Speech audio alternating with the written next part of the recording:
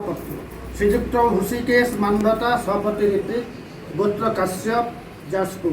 हे वरेण्य महाभाग आपण अग्नितपा ब्रह्मवीर्य काश्यप गोत्रज क्षत्रिय वर्णरे एक संभ्रांत कुलीन खंडायत परिवार जन्म। आपणकर शालीनतापूर्ण शिष्टाचार आर्यमय जीवनचर्या निरांबरमय चलनी महण महण मह करे भरा।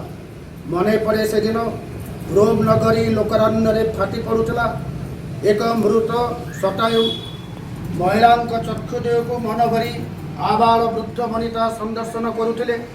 कारण यही महिला को जिते 5 वर्ष से माँ कोल थी प्रभु जीशु को दर्शन करते चक्षुदेह प्रभु जीशु प्रतिबिंबित होते बोली कहवा बाहुल्य जे आपण आपण चर्म चक्षुरे जोग पुरुषोत्तम श्री ठाकुर चंद्र को दर्शन कर निजर पूर्वज तथा वंशधर अमर कीर्ति साउंटी।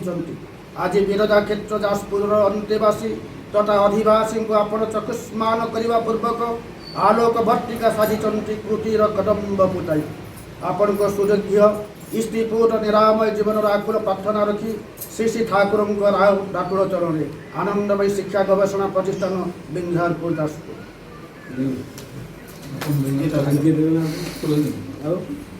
मर्माणि ते बर्मणा छादयामि सोमा स्वराजमूर्तिरानुमस्ता होरारपरियो वरुणस्य कुणन्तो जयन्तं